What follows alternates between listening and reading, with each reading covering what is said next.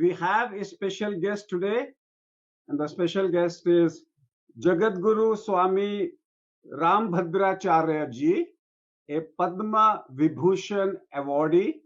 Born as Giridhar Mishra Ji in 1950, Swamiji is a Hindu spiritual leader, educator, Sanskrit scholar, poet, author, philosopher, and everything. He is one of the four incumbent Jagadguru Ramanandacharya and has held this office in 1988. He is the founder and head of Tulsi Peeth, a religious and social service institution in Chitrakoot, founder and lifelong chancellor of the Jagadguru Rambhadracharya Handicap University in Chitrakoot. He has been blind since the age of 2 months and has never used the braille or any other aid to learn or compose. So he is one living person who has the third eye working all the time, and that third eye of Shiva is blessing him and getting him the knowledge and acquiring spiritual access. But equally important is that he fought COVID-19. He had to be admitted to PGI Lucknow, and after a fight of 22 days, he defeated Corona and recovered completely. Let me also introduce my friend Viren Mishra, my co-host for Sunday edition, writer and director of films, former editor DD News, a yogic Vedic expert, received many awards, including the Rashtrapati Samman from the government of India. नमस्कार Virendra Mishra ji and Jagat Guru जी, आपका आशीर्वाद लेने के लिए मैं आपको प्रणाम करता हूँ। मैं भी प्रणाम करता हूँ श्री चरणों में गुरुदेव। वीरेंद्र मिश्र का भी प्रणाम। मैं आप सबको मंगलाशासन देता हूँ। जगत गुरु जी, हम लोग कहते हैं कि स्पिरिचुअल लीडर्स को बीमारी होती है लेकिन वो बीमारी से सफर नहीं करते। सच बात तो ये भी है कि डॉक्टर साहब गुरुदेव रामभद्राचार्य जी के हमारे सामने आ गए हैं। पहले तो हम समझते हैं कि आपकी तरफ से आज नवरात्रि का जो दूसरा चरण है वो हो गया, दूसरा दिन हो गया, और सीधे सीधे हम जो है गुरुदेव से ही क्यों ना सुने, स्वामी जी से सुन ले पहले, उसके बाद हम अपनी बात को रखें। स्वामी जी, जैसा डॉक्टर साहब ने कहा कि आध्यात्मिक व्यक्ति को बीमारियां तो आती हैं पर वो सफर नहीं करता, बिल्कुल सत्य है। यही मेरे साथ हुआ। लोग कोरोना में रहते हैं, कितने हैरान होते हैं, कितनी चीखते हैं, कितनी पीड़ा होती है। मुझे 20 अगस्त को जब पॉजिटिव आया और 21 को मैं यहाँ से अपने उत्तराधिकारी आचार्य रामचंद्र दास जी के व्यवस्थापन में मैं पीजीआई लखनऊ आया। 22 को पहुंचा वहां मैं। आप विश्वास नहीं करेंगे, मुझे अनुभव ही नहीं हुआ कोरोना हुआ है। और इस संदर्भ में मैं इतना ही कहूंगा, जो रामचरितमानस के उत्तरकांड के दोहा क्रमांक 110 घ में कहा गया कि शिव राखी श्रुति नीति अरु मैं नहीं पाव कलेश, ये विधि धर्यो विभिषतनु ज्ञान न गयो खगेश। भगवान ने अपनी मर्यादा की रक्षा की, कोरोना हुआ और मुझे किसी प्रकार का क्लेश हुआ ही नहीं। मैं बहुत प्रसन्नता से यह बात कहने जा रहा हूं कि जितना शास्त्रीय चिंतन में चित्रकूट में रहकर 6 महीने में करता, उससे अधिक शास्त्रीय चिंतन मैंने 22 दिन वहां चिकित्सालय में रह के मैंने कर लिया। मुझे कोई पीड़ा ही नहीं हुई, क्योंकि मेरा मन सतत भगवान राम के चरणों में था और मन ही सुखादि की उपलब्धि का कारण बनता है। मन तह जह रघुपति रघुवर वैदेही, बिन तन मन दुख सुख सुस्ती के ही। किसी प्रकार की मुझे पीड़ा नहीं हुई। हमारे परिकर उत्तराधिकारी रामचंद्र दास व्यवस्था करते रहे और उत्तर प्रदेश सरकार, ये केंद्र की सरकार, दोनों ने मिलकर बहुत उचित संभाला मुझे। और योगी जी, मोदी जी, सभी लोग तत्पर थे। और सबसे बड़ी बात, मेरे परिकर विद्यार्थी बहुत तत्परता के साथ मुझे संभाल रहे थे। किसी भी प्रकार का मुझे कष्ट हुआ ही नहीं। कोरोना को मैंने कह दिया, कोरोना कोई मत रोए, कोरोना कोई भी मत रोए। जब तक भगवान का संस्मरण रहेगा तब तक बीमारियां कष्ट नहीं देंगी। श्रीमद् भागवत में भी ये बात कही गई कि तत्तेनुकंपांस्तु समीक्षमाणो भुंजान एवात्मकृतम विपाकम हृदवाग वपुर्भिर्विदधन नमस्ते जीवेत यो मुक्त पदे सब दाय भाग। अर्थात अपने कर्मों के फल को भोगता हुआ व्यक्ति यदि भगवान का स्मरण करता रहता है तो कर्मों के फल आते तो हैं, वो भोगता भी है, पर उसे भी पीड़ा नहीं देते। भावुक भक्त उन कर्मों के फलों को प्रसाद मान लेता है। और मैंने अपने जीवन में यही किया भी। दृष्टिबाधिता को भी मैंने प्रसाद माना भगवान का। और आप सुनकर प्रसन्न हो गए, कब तक मैंने 214 पुस्तकें लिखी। और यह जानकर भी आप प्रसन्न हो गए कि ऐसी स्थिति में ब्रेल लिप मैंने कभी छुई नहीं। फिर भी यूनिवर्सिटी का 2 बार का मैं टॉपर, पीएचडी, डीलिट सब कुछ। और आप देख ही रहे हैं अंततोगत्वा पद्म विभूषण से भी भारत माँ ने पद्म के आंचल में मुझे समेटा। तो मैंने तो परिस्थितियों को प्रसाद मान लिया है, अवसाद नहीं माना। आध्यात्मिक में और अनाध्यात्मिक एक ही अंतर होता है कि जो अध्यात्म से बाहर होते हैं वे इस कष्ट को अवसाद मान लेते हैं, डिप्रेशन में चले जाते हैं। और आध्यात्मिक व्यक्ति इन कष्टों को भी प्रसाद मान लेता है और मुस्कुराता रहता है। तो कोरोना में मेरे साथ यही हुआ। मुझे आश्चर्य है, सब लोग कहते हैं कि बहुत पीड़ा होती है, मुझे कुछ हुआ ही नहीं। निरंतर मैं शास्त्रीय चिंतन करता रहा, निरंतर राष्ट्र चिंतन, श्री राम का चिंतन करता रहा। और अंततोगत्वा 22वें दिन नेगेटिव आ गया और मैं मस्ती में यहाँ आ गया चित्रकूट। आप देख पा रहे हैं कि मैं बहुत प्रसन्न, बहुत स्वस्थ और बहुत ही अनुकूल परिस्थिति का अनुभव कर रहा हूँ कि प्रत्येक परिस्थिति को भगवान का प्रसाद मानना चाहिए। और कोरोना के लिए जो 3 बातें हैं बहुत आवश्यक हैं, जिनको मैंने भी देखा और अपने जीवन में करके देखा कि कोरोना में मास्क न भूलें कभी, और हाथ मुख स्वच्छ रखें और 2 गज की दूरी बना के रखें। ये तो हमारी पहले की संस्कृति है। हम चिपकने में विश्वास पहले भी नहीं करते थे। हमारे भगवान राम स्वयं कहते हैं कि दूर से बात करो। दंडकारण्य के मुनियों ने कहा हम आपको चिपकना चाहते, भगवान राम ने कहा नहीं, ये मर्यादा के विरुद्ध होगा। ये चिपकने का मन ही है तो द्वापर में गोपिका बन के चिपक लेना भी मेरी मर्यादा है। मैं मर्यादा पुरुषोत्तम श्री राम हूं। तो ये 2 गज की दूरी की जो परंपरा है ये भगवान राम की ही परंपरा है। हमें दूर से ही बात करनी चाहिए, दूर से सभी व्यवहार करनी चाहिए। दूर तता सबहि सिर नावा, दूर ही ते प्रणाम कप कीना, दूरेण हेवरं कर्म बुद्धि योगा धनंजय। तो आज मैं आप सबको इतना ही कहूंगा, कोरोना से मेरे मन में एक नूतन चेतना का जागरण हुआ, प्रस्फुरण हुआ। कार्य क्षमता मेरी और बढ़ी। जो लोग डरवाते रहे हैं कि अरे कोरोना से क्या क्या होता है, फेफड़े पर प्रभाव पड़ता है, हृदय पर प्रभाव पड़ता है, ऐसा कुछ भी नहीं। मुझे किसी प्रकार की पीड़ा हुई ही नहीं। और कोरोना क्या होता मैंने तो कुछ समझा नहीं। निरंतर भगवत स्मरण करता रहा मैं। तो आज मैं स्वयं, चूंकि मैं स्वयं पद्म विभूषण और डॉक्टर साहब पद्मश्री दोनों एक ही वर्ग के हैं, कि मैं यह कहने जा रहा हूं कि जीवन में जो भी परिस्थितियां आए, यदि व्यक्ति भगवान का स्मरण करता रहे तो प्रत्येक परिस्थिति उसके जीवन में स्वर्णिम अवसर लेकर ही आती है। मैंने तो 1 महीने का व्रत लिया था। जब मैं लखनऊ से आया तो मैंने कह दिया कि उसी समय पुरुषोत्तम मास आ रहा था। तो मैंने कहा 1 महीने तक कोई मुझे स्पर्श नहीं करेगा। मैं 12 सितंबर को आया और अभी 16 अक्टूबर को अपना व्रत तोड़ा। कोरोना तो जो आया ठीक है, वो तो हम अपनी व्याख्या कर ही रहे हैं। ये हमारा शत्रु है, शत्रु का दिया हुआ ये अभिशाप है। इसे हमें जीत के आना। मैं जीत के आ गया, इसको हरा के आया, मैं जीत के आया।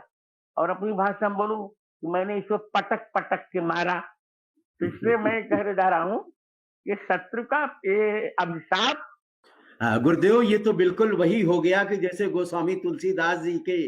को जब 80 घाट में थे और उनको कष्ट आया और बीमार हो गए थे एक बार, तो बड़ी विषम स्थिति हो गई और उस बीमारी के हालत में उन्होंने अपने प्रभु को याद किया, हनुमान जी को याद किया था और हनुमान बाहुक जैसी काव्य रचना कर डाली थी और यही रचना करके यही उसके मन। यही हाँ, हाँ, मैंने भी बिल्कुल। किया। हाँ, हाँ, वो मैंने सुनाइए ना भी क्या यही किया किया। आपने?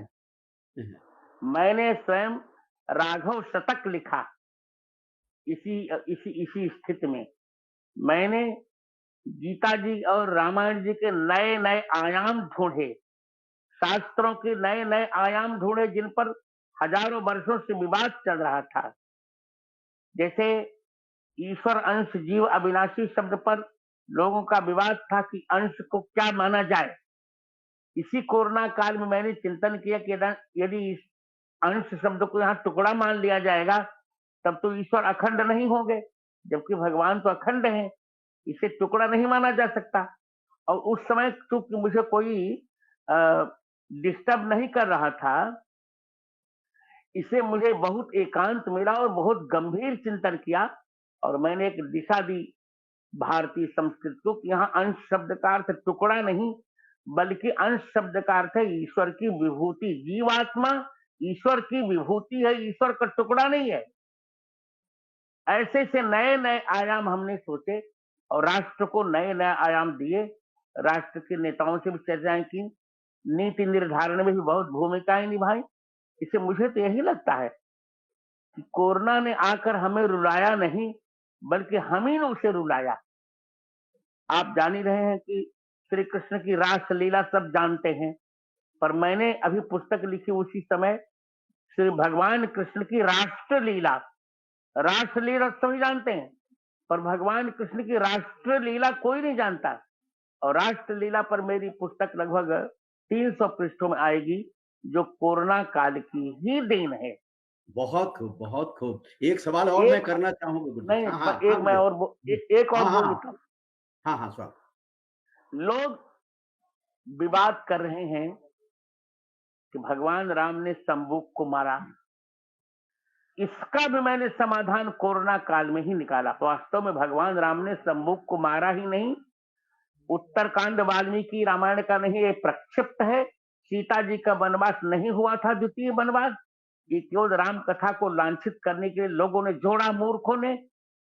सत्य ये है कि यदि रामचंद्र भगवान तथा कथित शूद्र से चिढ़ते होते तो सबरी के बेर क्यों खाने जाते? यदि भगवान राम यह निश्चय किए होते कि शूद्र को तपस्या का अधिकार नहीं है, तो अरण्य कांड में वाल्मीकि के शब्दों में ही सबरी के सामने भगवान राम कह रहे हैं, कच्चित्ते गुरु शुश्रूषा कच्चित्ते वर्धते तपः कच्चित्ते नियतः कोपः आधार आहारस्य तपोधने। तपस्या ही जिनका धन है ऐसी ही मां सबरी, क्या आपके कच्चित्ते निर्जिता विघ्ना, क्या आपने विघ्नों को जीत लिया? कच्चित्ते वर्धते तपः, क्या आपकी तपस्या बढ़ रही है? कच्चित्ते नियतः कोपः, क्या आपने क्रोध पर नियंत्रण पा लिया? आहार से तपोधने, क्या अपनी तपस्या में अपने आहार को आपने नियंत्रित किया है? यदि भगवान राम चिढ़ते होते ये लोग तपस्या न करें तो सबरी को भगवान राम ने क्यों नहीं मार डाला? ऐसे नए नए आयाम हमने सोचे कोरोना काल में, जिनसे मुझे लगता है कि भारत की दिशा बदल जाएगी और दशा भी बदल जाएगी।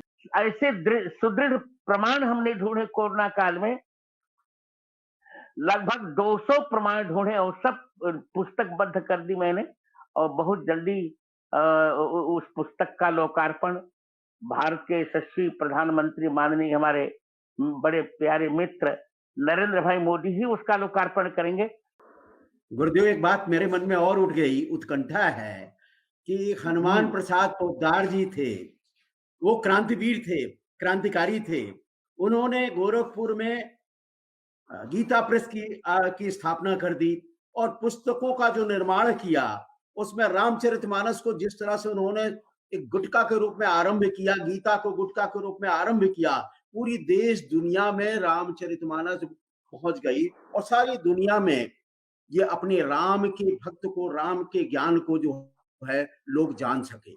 गुरुदेव, आप भी तो क्रांतिकारी रहे हैं और आपने क्रांतिकारी होते हुए आपने तुलसी पीठ की स्थापना कर दी। एक क्रांतिकारी व्यक्तित्व की धनी रहने वाला व्यक्ति भी जो आध्यात्मिक है और उसने जो है वो देखिए, स्वामी तुलसीदास की। हाँ गुरुदेव। आप थोड़ा मैं बोलूं। हाँ हाँ। सबसे बड़ी क्योंकि आप जानते हैं वीरेंद्र जी, मेरा जन्म भी संक्रांति को हुआ है, मकर संक्रांति को। क्रांति तो 14 जनवरी। संक्रांति का अर्थ, हाँ 14 जनवरी। और इस बार मेरा 72वां जन्मदिन होगा, आपको आमंत्रण। तो मकर संक्रांति को मेरा जन्म हुआ। संक्रांति का अर्थ होता है सम्यक क्रांति, और मेरा घोष भी है। अब ओम शांति शांति शांति बहुत पुराना पड़ गया, अब तो ओम क्रांति क्रांति क्रांति। मैंने पहली क्रांति प्रारंभ की क्योंकि मैंने सकलांगों के साथ पढ़ा, विडंबना देखी विकलांगों की, अपंगों की। इसलिए 2001 में मैंने विकलांगों के, अब तो दिव्यांग कहने लगे हैं मोदी जी उसको, पहले विकलांग ही कहते थे। 2001 में मैंने विकलांगों के लिए दुनिया का सर्वप्रथम और एकमात्र विश्वविद्यालय बनाया। उसका तब नाम था जगत गुरु रामभद्राचार्य विकलांग विश्वविद्यालय। अब उसका नाम हो गया जगत गुरु रामभद्राचार्य दिव्यांग विश्वविद्यालय। तो मैंने तुलसी पीठ को स्थापित करके आध्यात्मिक क्रांति की, और विकलांगों को उनका स्वाभिमान दिलाकर एक सामाजिक क्रांति भी मैंने की। मेरा एक घोष है, मानवता ही मेरा मंदिर, मैं हूं उसका एक पुजारी, हैं विकलांग महेश्वर मेरे, मैं हूं उनका कृपा भिखारी। मानवता ही मंदिर है मेरा, और उस मंदिर में मैं मानवता रूपिणी देवी की पूजा करता हूं। जितना हो सकता है विकलांगों की सहायता करता हूं, यही मेरी पूजा है। और मेरा मानना है कि अपना कर्तव्य करते करते जिस दिन पूजा के लिए भी हमें समय न मिले, उसी दिन पूजा की पूर्णता जान लेनी चाहिए। गुरुदेव, ये एक सवाल और उठता है कि जैसे जय हैं, अपने जय की जैसी नई पीढ़ी आ गई, जय ने अपने नेतृत्व संभाला, और जय जैसी तमाम युवा इस समय हैं जो कोरोना को लेकर के भी अलग अलग तरह से जो है जूझ रहे हैं, और अलग अलग तरह से उसकी बातें करके उसको मानना और न मानना, मन को स्थिर करना और अस्थिर हो जाना, बहुतों के उसमें ये भरी हुई बातें हैं। तो क्यों ना जो है इस नेतृत्व को, जो नई पीढ़ी का जो नेतृत्व बढ़ रहा है, नई पीढ़ी आ रही है, इनके लिए कोई ऐसा संदेश दे इस कोरोना काल में। हाँ। मैं तीन बातें कहकर अपने वक्तव्य को विराम दूंगा। मैंने एक वर्गीकरण किया है, बचपन, यौवन और बुढ़ापा। बचपन को प्रबुद्ध करो, यौवन को शुद्ध करो, और बुढ़ापा को सिद्ध करो। इसीलिए मैंने स्वस्थ होने पर भी, जिनको आप जय कह रहे हैं, इनका नाम आचार्य रामचंद्र दास हो चुका है, मैंने जान करके कि अब ये नेतृत्व ये लोग संभाले, मैं प्रेरणा देता रहूंगा। मेरी प्रेरणा और भगवान की समीरणा, इनसे इनके मन में ऐसी दिव्य दिव्य स्फुरणाएं आएंगी जो भारत की दिशा और दशा दोनों को बदल कर रखेंगी। मैं प्रत्येक युवक से कह रहा हूं कि मानना तो पड़ेगा, कोरोना को मानना पड़ेगा, बीमारियों को मानना पड़ेगा, और इनसे जूझने के लिए एक ही उपाय है। यही बात साइंस भी कहेगा और हम भी कहेंगे। इनसे जूझने के लिए हम अपने मन को सुदृढ़ रखें, क्योंकि नायमात्मा बलहीन न लभ्य, बलहीन को परमात्मा नहीं प्राप्त होते। हमारा आत्मबल रहेगा तो हम किसी भी परिस्थिति को हम जीत सकेंगे, किसी भी बीमारी को हम जीत सकेंगे, और अपने भारत माता के भविष्य के अलंकार बन सकेंगे।